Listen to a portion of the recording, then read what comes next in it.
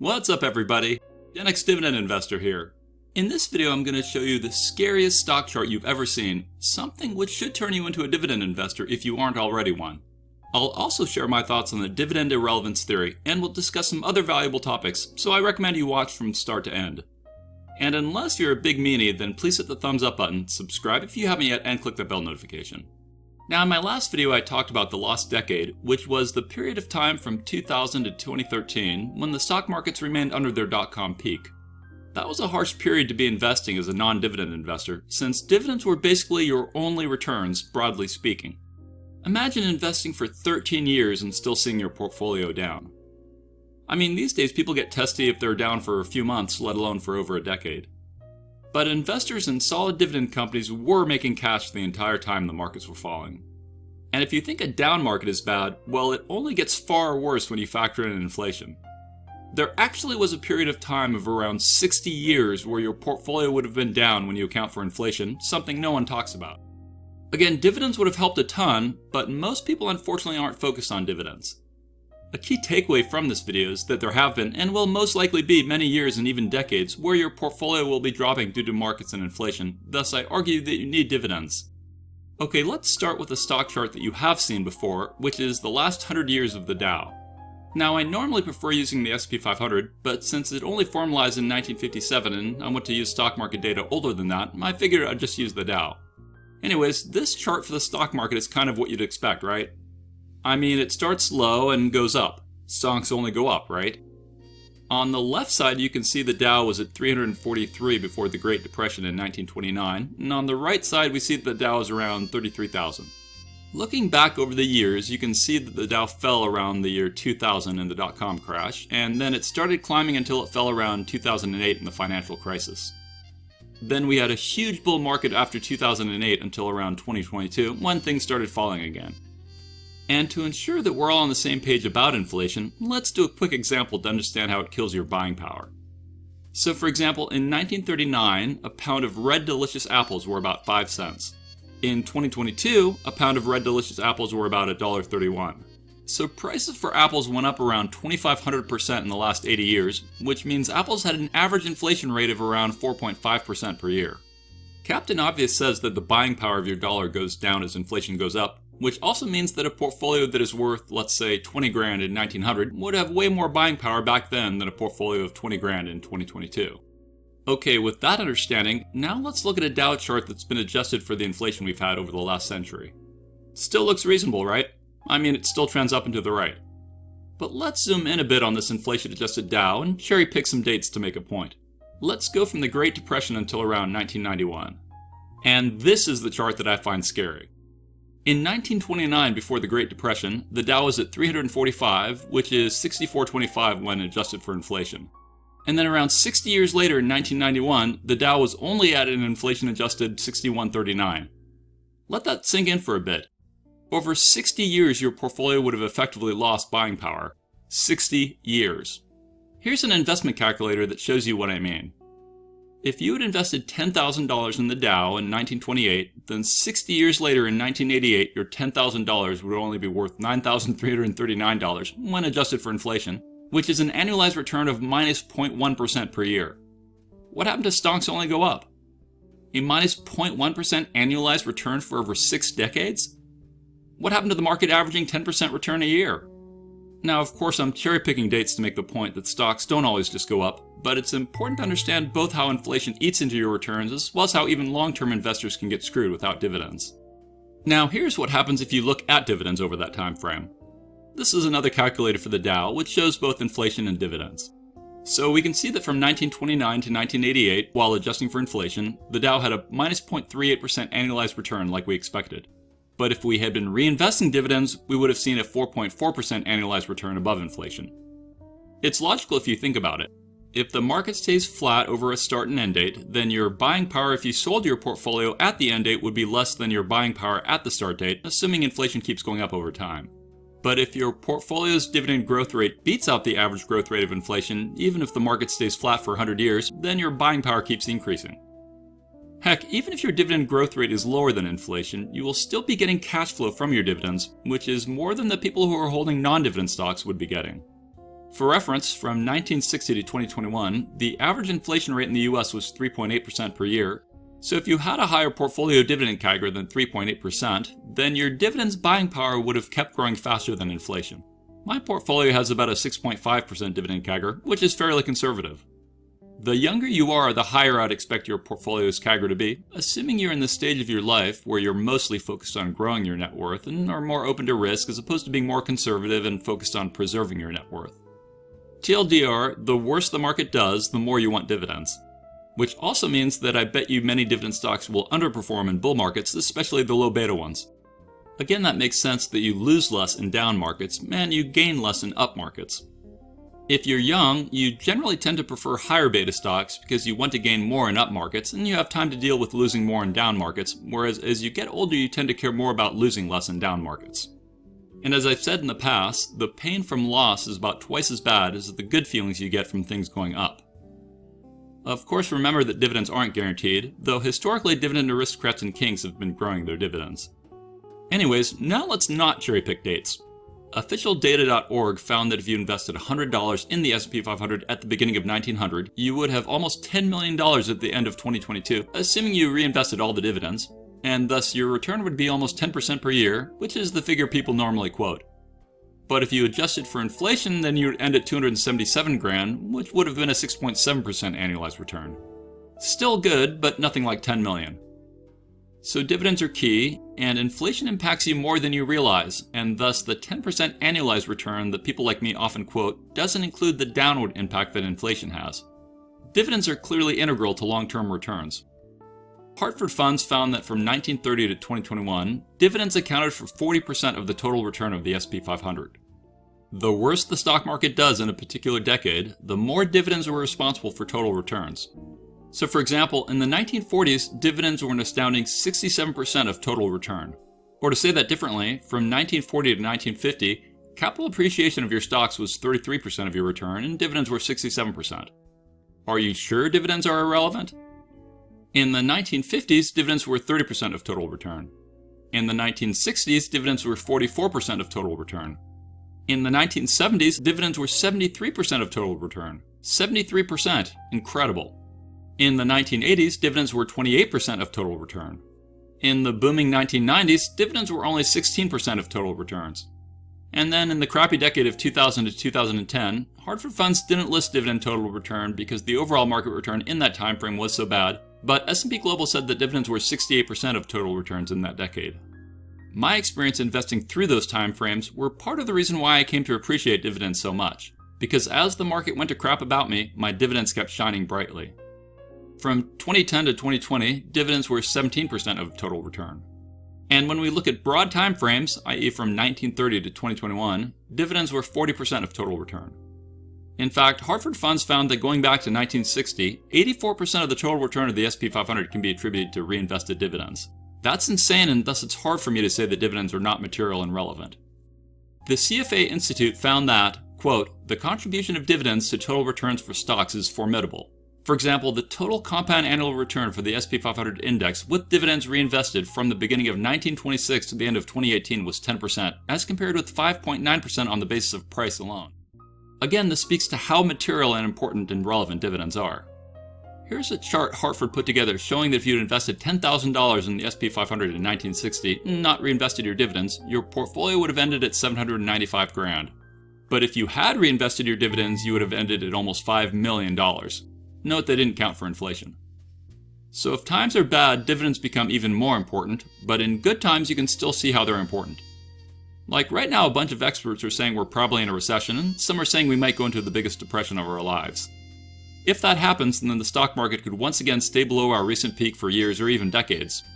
Will that happen? I have no idea, but I bet most, if not all of my dividends will keep paying and growing even as markets crumble. SimpleStockInvesting.com found that from 1950 to 2010, reinvesting all dividends produced about 8 times the return as not reinvesting your dividends. That's huge, so reinvest your dividends if you can. So do dividend stocks outperform non-dividend stocks on average, both nationally and internationally?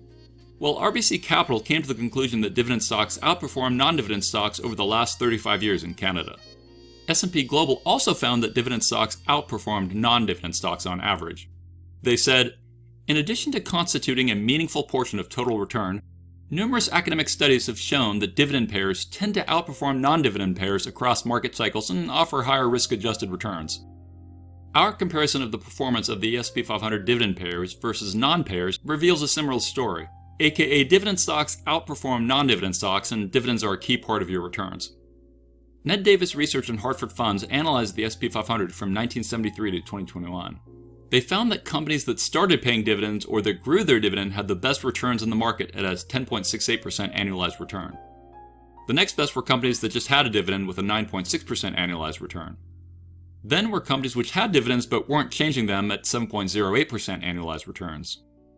Next were companies that didn't pay dividends at 4.79% annualized returns, and the worst performers were companies that cut or eliminated their dividends at minus 0.46% return. So that helps paint the picture that robust dividend companies are the ones that have had the best overall returns.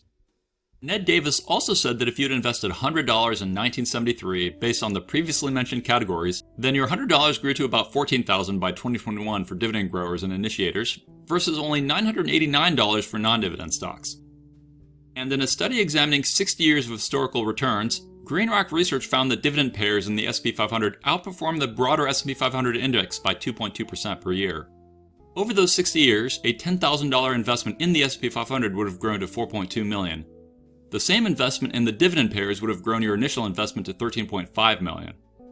Of course, remember that historical performance does not guarantee future results, and that there are some periods in history where non-dividend stocks on average outperformed. And any particular stock can always buck the trends or averages. Now is a good time to mention Miller and Modigliani's Dividend Irrelevance work, where they basically suggested that dividends and capital gains are equivalent when an investor considers returns on investments, and that the only thing that impacts the valuation of a company is earnings, so whether you invest or not should be based on the investment policy of the company and not on its dividends. The theory basically says that a company's value in stock price is driven by its ability to earn a profit and grow its business, thus its dividend policy is irrelevant at best. Thus, total investment return is what is important, no matter if it comes from share price appreciation, dividends, or both. There's some logic in that. Furthermore, they say you can always manufacture your own dividends by simply selling some of your shares. Like, Amazon currently doesn't pay dividends, but I could always just sell some of my Amazon shares every quarter to basically replicate getting a dividend. And it's arguably better to manufacture your own dividends, because then you can control when you get the dividend based on a stock price you want, rather than when you are forced to take one. And you can tailor the payout schedule based on need and pricing. That way you can also optimize your taxes. Thus, dividends are irrelevant from those perspectives. So the reason why dividend stocks tend to outperform non-dividend stocks on average is because dividend stocks are also often large cap value stocks that have good business metrics, which is why they outperform. But it's not their dividend per se which caused their outperformance. I think almost everyone agrees that investing solely based on if a company pays a dividend or not would not be prudent. You need to dig much deeper. I personally like to invest in great companies, so I also invest in non-dividend stocks like Google. However, my preference is dividends given a slew of factors, including that I value automation and simplicity, and want to ensure my portfolio cash flows for my family even if I'm not alive, especially given my health history. So I value the true passive income from dividends. Anyways, there are a variety of people who have critiqued some aspects of Miller and Modigliani's work. In 2004, Baker and Wurgler concluded that shareholders are not indifferent to dividend policy. Instead, they value dividends most highly during declining markets. And I definitely find that to be true. In 2006, D'Angelo and D'Angelo argued that Miller's and Modigliani's dividend irrelevancy theory was incomplete, and that dividends are not irrelevant. And they found conditions where dividends matter. Overall, shareholders in dividend-paying stocks do better than investors in non-dividend-paying stocks, particularly in market downturns.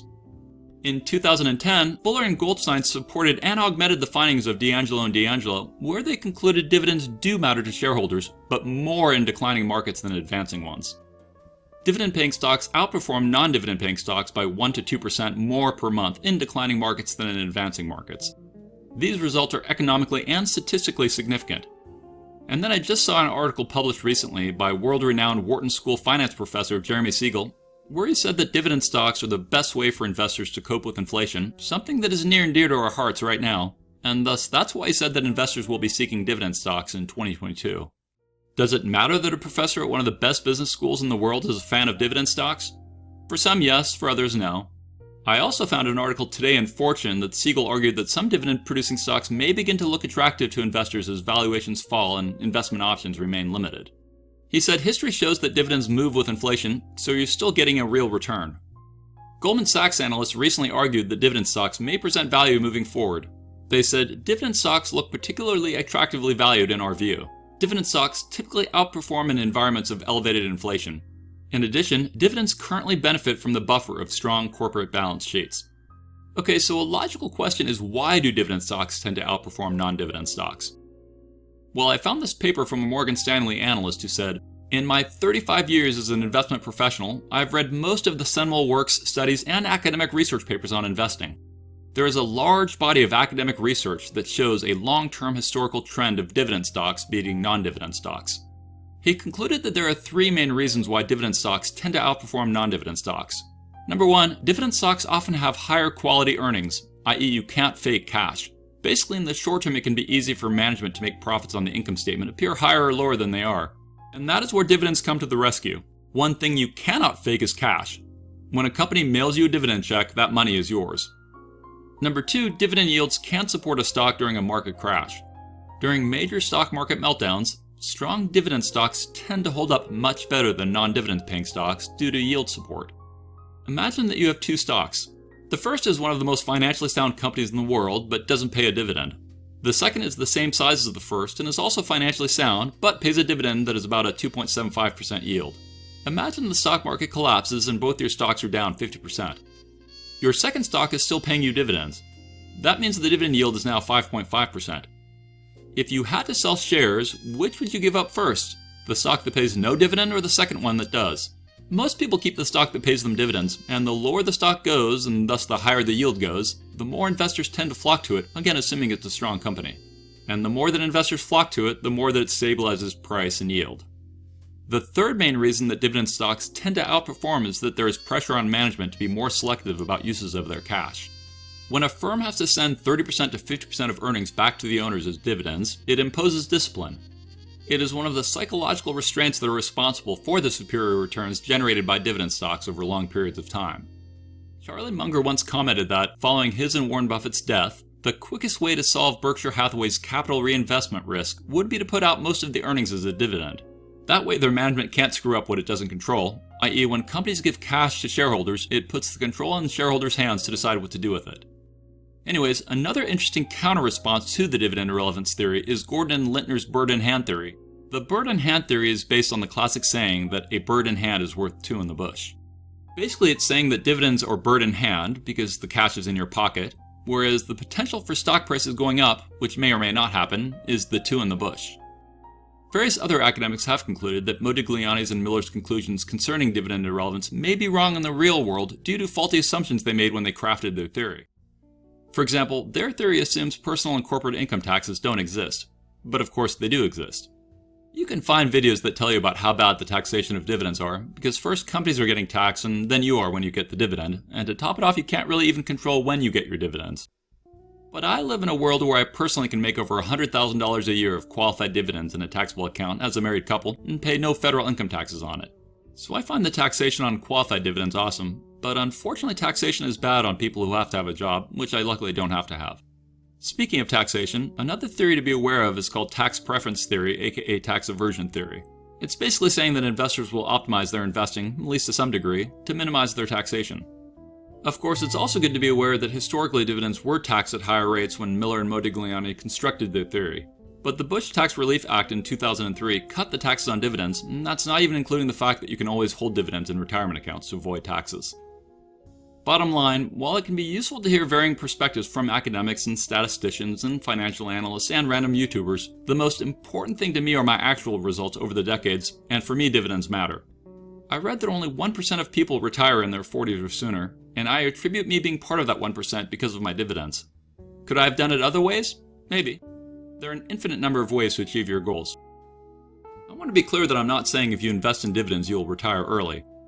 I am saying that in my experience, blue chip dividend companies are a great way to supplement your income and should help you retire sooner, with less stress, and are the easiest way I found to create generational wealth.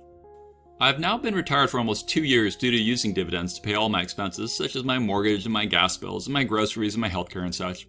And it's the most passive hands-off income I found over my life, as someone who's invested in a ton of different asset classes. I mean, I've gotten income from royalties, real estate, bonds, crypto, and more. But I prefer dividends to all those. So I've lived and breathed dividends for years, and I know that the dividend journey works. I'm living it, I love it, and my future generations will hopefully also get to benefit from my dividend farm. Everything has its trade-offs and there's no silver bullet, thus I recommend you continue learning about the pros and cons of various ways of investing to really get a broader perspective and understanding of things. And even though I prefer individual dividend stocks, I recommend that most people simply invest in inexpensive broad market ETFs like VTI or VU, or maybe SCHD for you dividend ETF people. Feel free to watch my other videos to understand reasons why I prefer single stocks, even though I recommend ETFs to most people. Again, everything you do has trade-offs, and you need to determine what makes sense to you. Like, I'm someone who is fine to pay a premium on a streaming service to not have ads. But my dad is so frugal that he would never pay for a streaming service, let alone for good internet access. To each their own. For someone who prefers buying and selling stocks, control their cash flow and taxation and such, great, go for it. I understand what you like and apply to you regardless for your investing. But if you love dividends, then I please ask you to hit the thumbs up button, subscribe if you haven't yet, and click that bell notification. Also, please share this video with someone you know. I'd really appreciate it. Now I'd like to shout out my newest Patreons. So first, a big thank you goes out to Anthony F., who signed up as a Patreon King for an entire year, which gives him a 10% discount. And sorry, I'm now sold out on the Patreon King tier, so no one else can sign up for it until an existing King is done. Kings get everything the lower tier Patreons get, plus they can have a monthly private 30-minute voice chat with me to talk about whatever they want, from their investment ideas to having me review their portfolio to whatever. And remember, I'm not a professional, I'm just some guy who loves dividends, so don't take what I say as financial advice. Moving on, now I'd like to thank folks who've signed up since my last video as Patreon aristocrats. So thank you Jose Balderas for signing up. Thank you John Cherundolo for signing up. And thank you I Am Casper for signing up. There are limited Patreon aristocrat spots remaining because of the hands-on support I provide, so sign up now if you're interested. Aristocrats gain access to my dividend portfolio tracker spreadsheet, which I use in lots of my videos, and they get special access to various private channels on my Discord, including one which lets you watch my videos before I release them publicly on YouTube, as well as lets you vote on which thumbnails I should use, and you get more direct access to me. Finally, don't forget to join my free Dividend Discord chat server, which has thousands of investors on it from around the world. Thanks for watching, stay positive, and I'll talk to you again real soon. I am not a financial advisor, and these videos are for entertainment, inspiration, and educational purposes only. Investing of any kind involves risk. I am only sharing my opinion with no guarantee of gains or losses on investments.